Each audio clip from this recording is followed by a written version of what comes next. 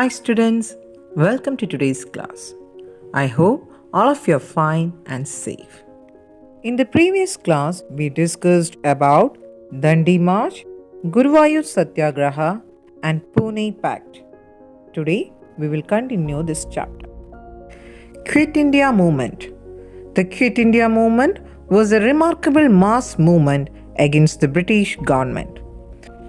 The movement was launched in the All India Congress Committee session held at Bombay on 8 August 1942. The session demanded the British to hand over all administrative powers to the Indians and to quit India.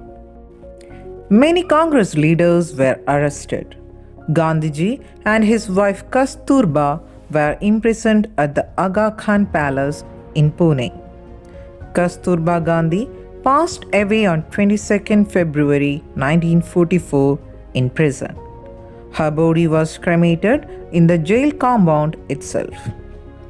Aruna Asaf Ali and Jayaprakash Narayan went underground and led the Quit India movement while in hiding. Gandhiji described Aruna Asaf Ali as the leader of the Quit India movement. Protesting the arrest of the leaders, countrywide hartals and black days were observed and processions were organized. These protests gradually turned into rebellions. Railway stations were destructed, trains were set on fire, government offices were burnt to ashes, communication and broadcast facilities were destroyed.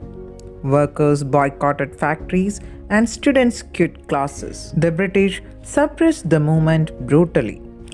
Subhash Chandra Bose and the Indian National Army.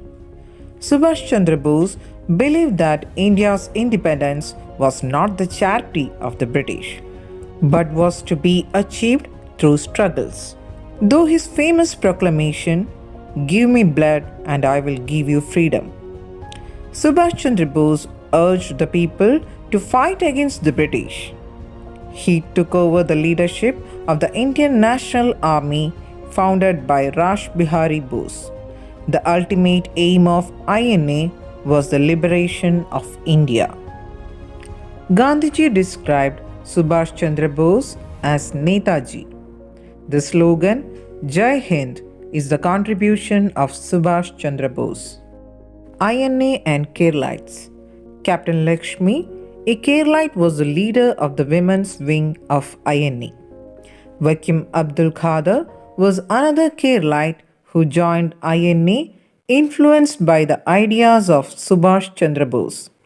At the age of 26, he was executed by the British government.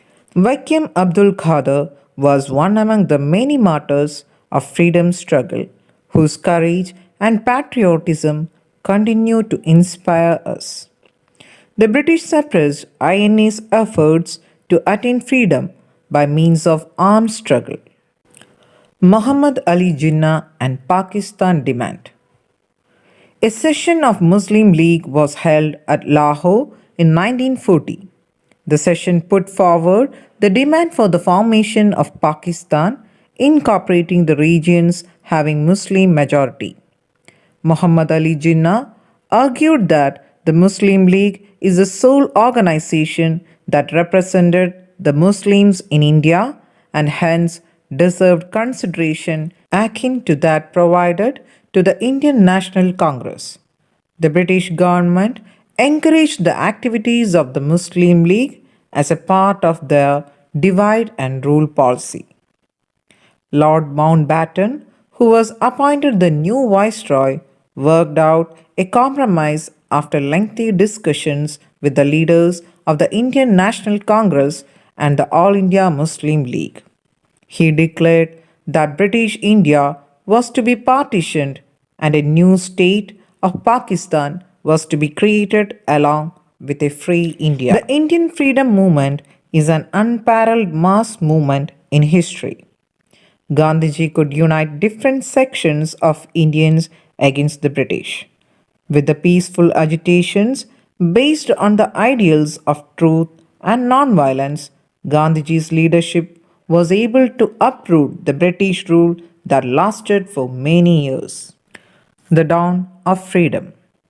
On the midnight of 14th August 1947, Jawaharlal Nehru announced, Long years ago, we made a tryst with destiny, and now the time comes when we shall redeem our pledge, not wholly or in full measure, but very substantially.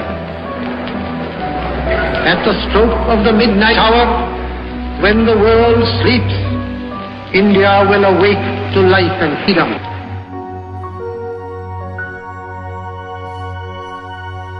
A moment comes, which comes but rarely in history, when we step out from the old to the new, when an age ends, and when the soul of a nation, long suppressed, finds utterance.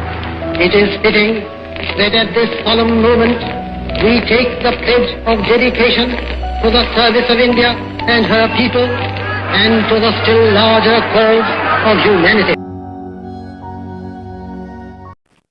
Jawaharlal Nehru became the first Prime Minister of Free India on 15th August 1947. So students, let's summarize what we learned in this chapter.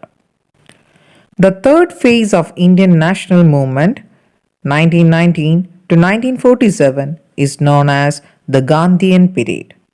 The leadership of Gandhiji played an important role in converting the Indian national movement into a mass movement. Truth and non-violence were the basic ideals of the Gandhian movement. Non-cooperation movement, civil disobedience movement, and Quit India movement were the major mass movements organized by the Indian National Congress under the leadership of Gandhiji. In Kerala, the Vaikam Satyagraha and the Guruvayur Satyagraha were organized as a part of eradication of untouchability. The Indian national movement featured several strategies which differed from that of Gandhian movement. Under the leadership of INA, Subhash Chandra Bose organized several activities with the aim to achieve freedom by means of armed struggle.